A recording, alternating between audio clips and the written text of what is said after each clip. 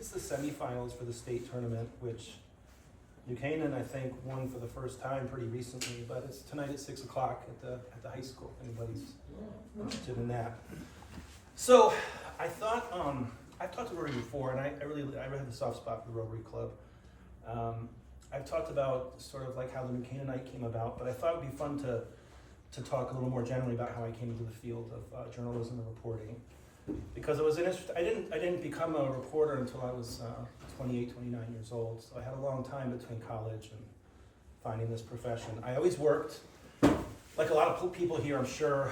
I worked for my dad. He was an auto mechanic in Norwalk. He had a shop, Dinan Automotive on Route 123.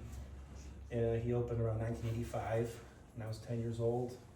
And he had it for about 10 or 12 years.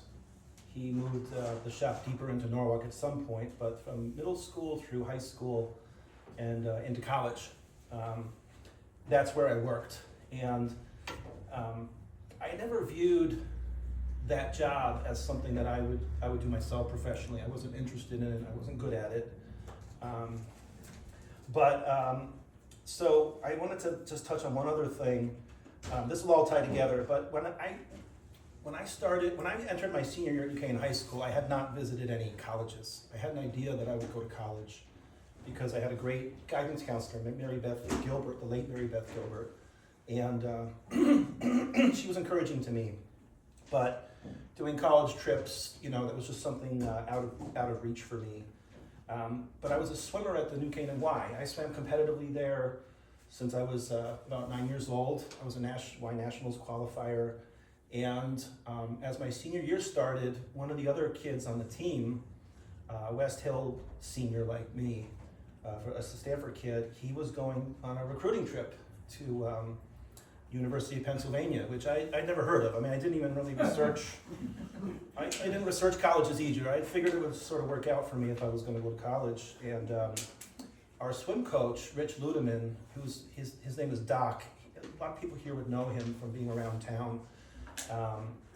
He had a relationship. He was friends with the head coach at the swim team at Penn, and so I tagged along with John on his recruiting trip, and I really enjoyed it. It was my first college campus visit, and we stayed overnight. And I thought, yeah, this is fine. And I applied early, and I got into Penn. And when I started there, I had a work-study job. I was in a computer lab. By the time I graduated, everyone had Ethernet in their dorm rooms, but when I started, if you remember, there were these little rooms where people would have to go to email. It was like the birth of the popular internet at that time. This is like in the mid-90s. And so one other thing I want to talk about, it turned out Penn was not a good school for my major. So when I was a senior in high school, I took a class in philosophy. There was a guy who taught it back then. They don't offer that anymore. But I fell in love with this subject, and I knew that's what I would study in college, but I had already gotten into college. And it turned out Penn was not a good philosophy department. Who knew? I ended up taking a lot of English classes there, including some of my favorite professors that I kept up with. But what I did get to do was they had a program where your junior year, you could apply for this program where you go to Oxford for a year. And I did that, and I got into that program. And so I was a philosophy major in Oxford. Was really kind of a dream. I mean, it was the only thing I studied there. Over there, they don't make you do all these other subjects. They just do one thing. And it was magical. And the reason I bring it up is, I didn't have the ability to travel home during that year. I was just there for the whole time. And they're on trimester, and so there's these huge breaks between the school sessions. And the winter break, the first break that included Christmas was, it's a very gloomy country weather-wise that time of year. And I was never a reader, up to that point. I was like, I did great in math on my SAT. I was like a math whiz type kid. But I started reading, and it was really out of boredom, and the TV is also terrible over there. And I went to the college library. I was at a college called Pembroke College, and it's actually the library where the guy who invented the dictionary went there, Samuel Johnson. In fact, they have the first dictionary in the college library under glass. And so I went there and they had this whole row of books, and I'd never read, fiction wasn't part of my philosophy major, but I started reading these books and I really loved it. And it really kind of changed my life in a way. The book that I really took to heart was a book called Cannery Row by John Steinbeck. And if you know that book, there's a group of guys in it called Mackinac Boys, and there's these sort of jobless layabouts. But the way that the writer described them was that they had sort of avoided this trap that a lot of people get into in their life, where they work so hard and end up with like an ulcer or heart problem, and they would sort of sit around talking. There was one guy who had a part-time job as a bartender at the whorehouse in the book, but everyone else was unemployed, and it really affected me the way he described it. It kind of put this idea in my head as I was looking forward to like graduating and starting my life after college. I started to think about it sort of more in terms of my life, and so as I went through college, I stopped working for my dad in the summers and in breaks, and I started working in office jobs through the temp agencies. If you remember, there was like this boom with these temp agencies. There was like entire office buildings in Stanford where you would go and they would find office work for you and they would train you. And that was my first kind of like white collar type job experience. And fast forward my senior year at Penn, I came back, and over that Christmas break, they placed me at Deloitte and Touche in Wilton at the national headquarters there in the woods. They had this big campus there, and I worked in the immigration department. Because they were national, they had a little immigration department where, so these 5 or 6 people, and they would get work permits and work visas for the foreign nationals coming to work in the States. And they put me on this partner track. I mean, my resume at this point was really strong. It was like New Canaan, Penn, Oxford, Deloitte, but it really had nothing to do with me. I mean, I felt like I'd kind of fallen into it, and a couple things happened there. The work was fine. It was writing letters to the State Department to get people work permits, but I did not fit into the place culturally, and I had a sense of not belonging. And I also watched a couple of people hustled out of my department by the manager, and that was really difficult for me to watch. I just had never been exposed to that type of, the way they can ride you out in an office. I should say one thing, like I really loved the work atmosphere at my dad's auto shop. That was something that made a deep impression on me. It was very informal, it was very social, it was fun. The work wasn't fun, but the atmosphere was. And so I decided inside of a year that the office work was really not for me, and I was going to pursue something different. I had this thing in the back of my head that I would, I still think about Mac and the Boys from Cannery Row, and I wanted to hitchhike to California. This was 1998, and I was 22, 23 years old. And I know people still hitchhiked, but I think that when I was at Deloitte, I read 1984, and I just didn't believe anything anybody said. And so I made plans to hitchhike to California. What I did was I went to there was a place in Norwalk called the National Bartenders School. If you remember the Pathmark Mall, it was right across the street from the courthouse. It's like a kind of a mini mall with a Pathmark, and they had like a Pizza Hut and like a nails place, and they would have this place called the National Bartenders School where you could go and get trained as a bartender, and they had different schools around the way, and you could use the placement service wherever you went. And I thought, well, that'll be good for me because I can't work as an auto mechanic. I really didn't learn anything, and I thought, well, this could be a good next step for me professionally. So I went to the bartender's school. I got my certificate, and then I gave notice at Deloitte. I made a couple of other preparations for my hitchhiking. I was an experienced camper, so I had like a tent and a sleeping bag, and one of my friends at Deloitte, this is how much I fit in, she's probably my best friend, she was this 22-year-old Jehovah's Witness named Tanea Bain, and she and her husband both worked at Deloitte, and I thought that if I ever get in trouble on the road, I would just explain that I'm on a mission from God. And I figured, which I wasn't, but I figured, I asked her, what do people do when you come to people's houses? That's like what I knew that religion from. And what she told me, if I remember, was something like the elders who do that proselytizing carry what they call a blood card. And it's just something, I don't know why, I don't know if you guys are Jehovah's, but you're promising not to take blood from people you proselytize to. So I wrote up this letter saying I was on a mission from Jesus, and I had it notarized down at the People's Bank on Main Street to make it look official. And I went to Beadworks in South Norwalk, and I got a necklace with a big crucifix on it. I'd never been inside a church. I mean, at this point, I was not a religious person, but I was planning a trip through the South because I had a professor from Penn, a philosophy professor, who got tenure at UVA. And so my goal when I was hitchhiking was I said, I want to go to Charlottesville, Virginia first. And so it was April 1998. I just turned 23. And it was a warm day. I had my buddy Jeff drop me off along I-95 in Darien. It was a place called the Driftwood Diner. I don't think it's there. I thought that was appropriate. My mindset was sort of like, I'm going to hitchhike across the country, and if I don't die, it's been a good experience. That was like the way I was thinking about it. And so I walked out into 95 with my backpack, and down toward that service station near exit 9, there's like a McDonald's and a Mobil. State trooper pulled over.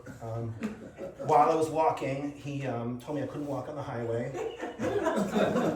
So I went up to the embankment, and then when he drove off, I went back to the highway. And I got to the service station, and I was standing outside for like an hour with my backpack, and nobody offered me a ride. And I thought, oh my gosh, this is really gonna backfire. And the things I had packed were some clothes. I had some whiskey, which I wasn't even really a drinker. I bought cigarettes. I wasn't a smoker. I figured I could give that. I just heard that was like a good thing to have. And I walked around the back of the gas station, and within 10 minutes, a trucker said, "Do you need a ride?" I said, "Yes." So he had one of these big, 16-wheelers, and I climbed in with my backpack, and it was the morning time still, but he lit up his joint.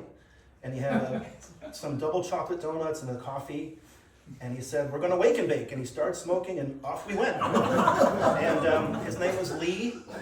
And he was from Rhode Island. He was a national driver. I learned that there was national drivers and then regional drivers. He was all 48 contiguous states. And he thought I was a runaway. He was a runaway. And he ended up as a truck driver. He thought I was a runaway too. And he was giving me advice on how to get my CDL. And I just started taking it all in. I mean, he took me clear across the GWB through the Delaware Valley Gap into Maryland. And he gave me some good pointers about hitchhiking. He said to always look neat and presentable so that you don't draw the wrong type of driver. And I learned what you do is the first ride is important, and then they get on the radio and they radio your next ride, so you can kind of chain it together. And some things he told me I can't share here, but it was very colorful. And my next ride that day was with a guy called Coppertop. I never learned his real name, but his radio handle was Coppertop. Almost nothing Coppertop said is repeatable here, but he was lovely too in his way, and he was from West Virginia. He was a regional driver. And then my last ride of the day was, I don't remember his name if he gave it to me, but he was a young guy who was driving a second job to support his wife, who was going through school to become a physical therapist. And he dropped me off not too far from Charlottesville, and so this all worked out. So it was nighttime by then. He dropped me off on the interstate, and I could see the lights of Charlottesville. And so I just walked into the wood and pitched my tent and drank some whiskey and went to sleep. And I was like, this is easy, And then I went and found my professor, and I stayed with him and his family for about a week before I moved on toward California. My professor wanted to come with me, He dropped me off at a truck stop, He had a wife and kids and everything. But I was like, I really want to come with you. And I was like, I don't think you can come with me. What happened to me though was he dropped me off, and my first ride was not the right ride. It was a guy with a pickup truck, not a trucker. And he was going north on 81, so he took me on 64 west to 81 where they intersect. He was going north, and I thought I want to go south, so I got out. And again, I was walking along the highway, and now another state trooper comes along. It's a Virginia state trooper, and I figured I was in Virginia, so I pulled out the blood card, and I tell him I'm on a mission from Jesus, and I give him the paper, and I pull I'm leaning over, and the crucifix is swinging, so you can see it's all legitimate. And he asked me if I had any drugs on me, which at the time I did not. And he said, get in the back. And I was like, oh my gosh. And then he drove me, and there was a sign that I remember that said Stanton State Penitentiary. It was like Stanton Bridge State, and I was like, oh my God. He dropped me off at a Waffle House across the street from the prison.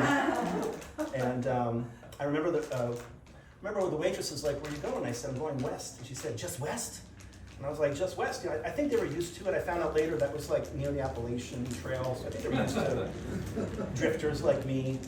Anyway, fast forward. So it took me a couple of weeks to get across the country, but I had a combination of hitchhiking, and it was very colorful, and also taking Greyhound buses at certain points when I needed to, which was actually even more colorful characters there. And, if you can afford a plane ticket, you're flying. The rest of these people are on these Greyhound buses, and there's some.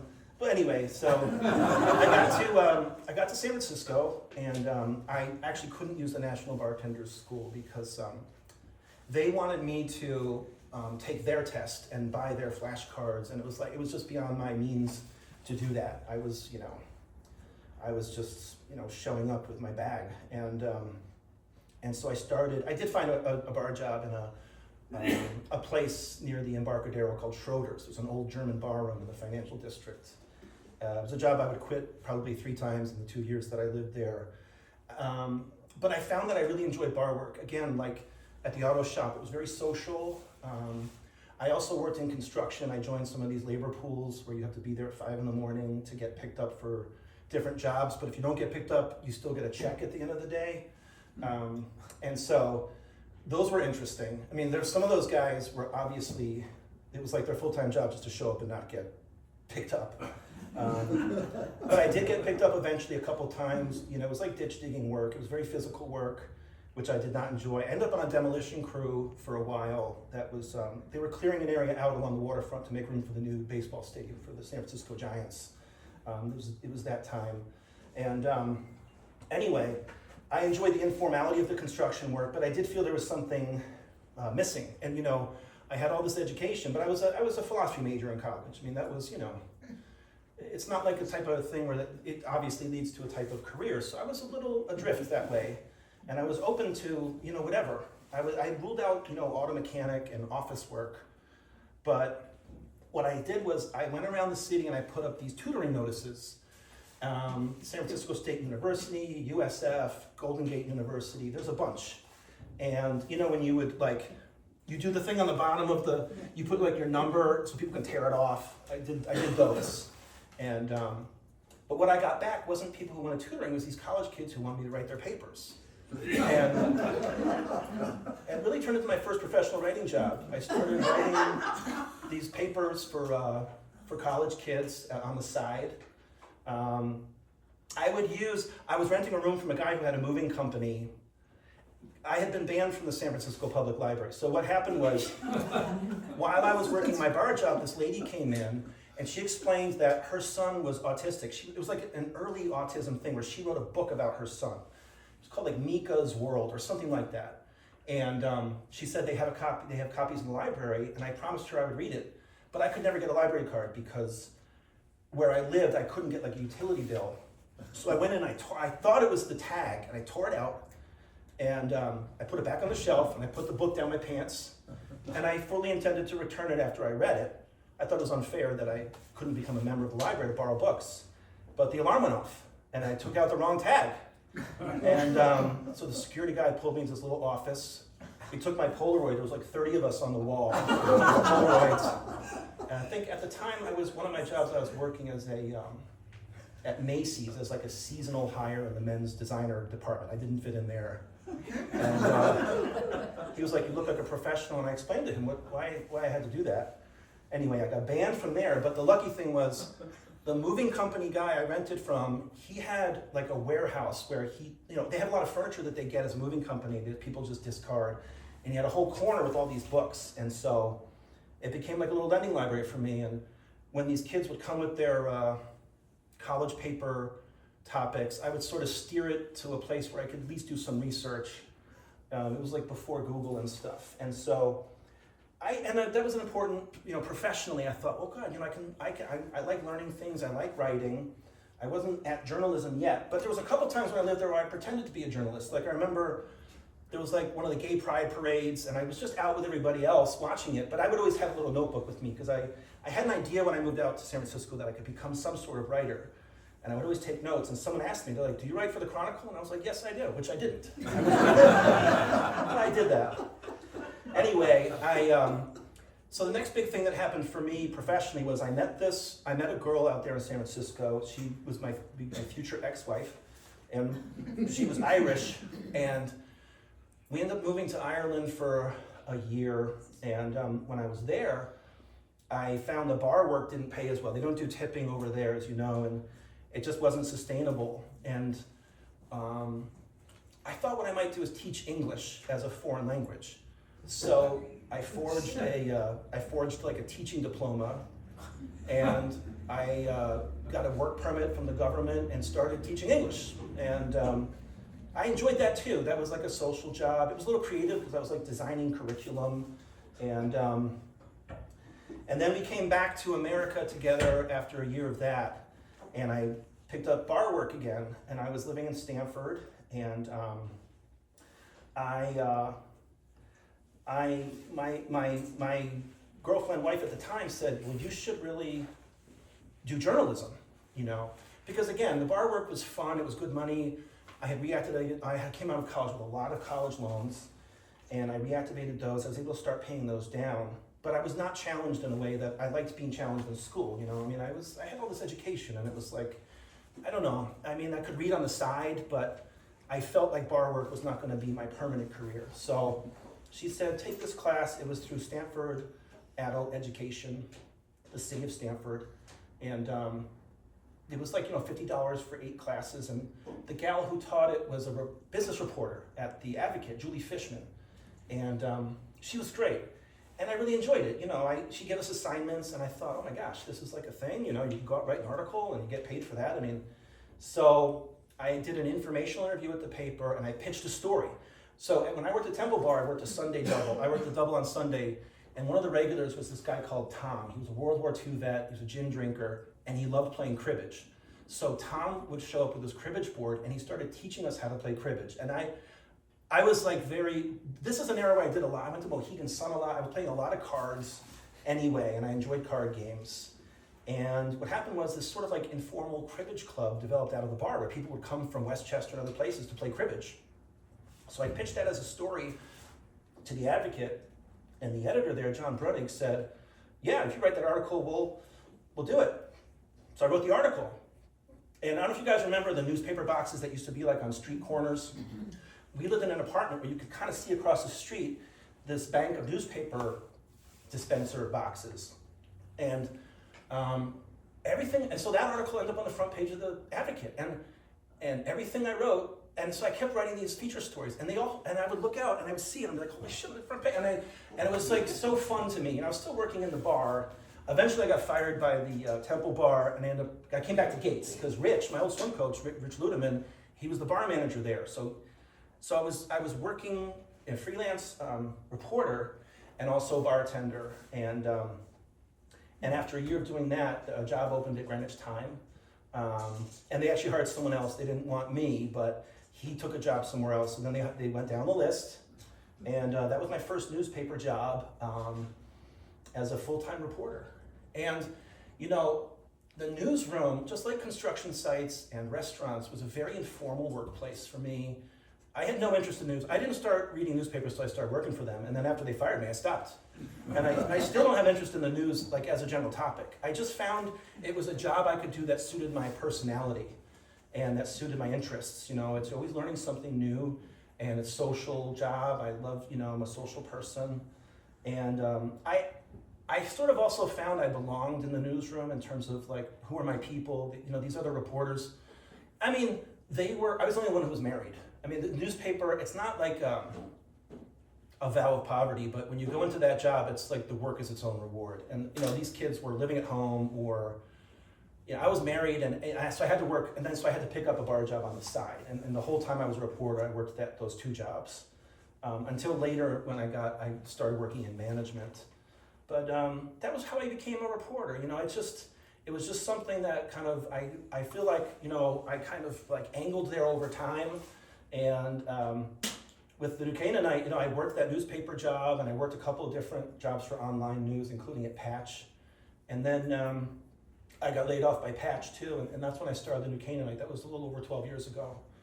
And that's it. Thank you. That was a clear winner.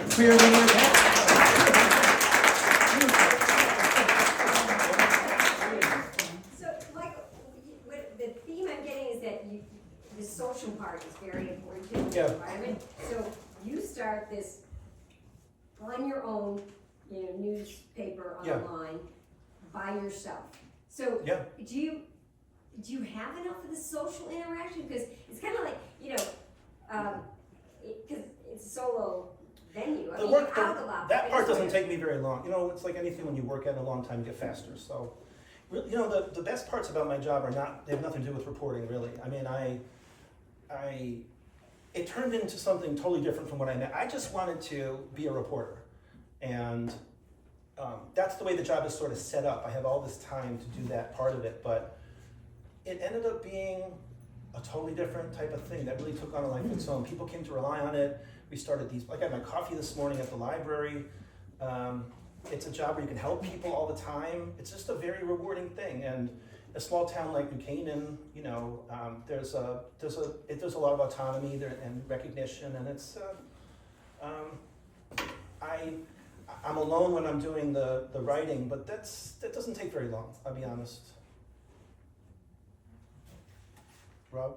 Can I ask I suppose a technical question? So, I wanted to be a philosophy major, but I found courses of philosophy were more difficult, at least for me, than any other subject that I studied. So, I realized over time that if I'm going to be a philosophy major, I will never get my BA because I won't pass enough courses.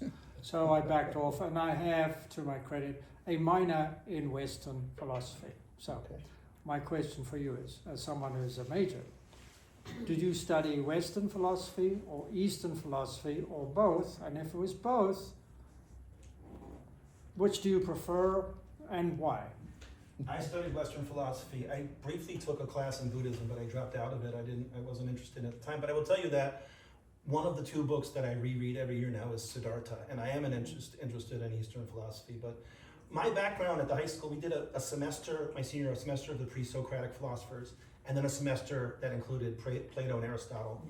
And my experience was, when we read the Parable of the Cave in the Republic, it was electric to me. I felt like someone was speaking a language that I thought it was someone who spoke it. It just was a thing that struck me so strongly. And I never struggled with the philosophy classes. I just, you know, it's too bad there's not more jobs, you know, where you can. Now, you know, it's interesting because like my life now is much more similar to Mac and the boys than it ever was when I was like actively seeking it, you know. I have all kinds of time to read this stuff now. Yeah, I mean, I didn't know there was a Western and an Eastern until I started studying Western philosophy, but then you get intrigued and you read some books on some of these famous, you know, Buddhist Eastern philosophers, and it's fascinating stuff. I mean, I never studied it, just read it out. Yeah, I never studied it. But, wow, I mean, you've got a different, your brain is wired different from mine. I found those courses incredibly hard. Because I found working as an auto mechanic car. My dad would still tell you I can't hammer a nail straight, and it's true. I thought you're just going to have to read René Descartes or whatever and just regurgitate it. But it wasn't like that. They wanted you to become a philosopher and philosophize. And I couldn't do that. I was more interested in being a student of it. You know, I was annoyed by my 300-400 level classes when I was a senior, and these other students were talking, and I was so ready to not be in school anymore by the time I graduated.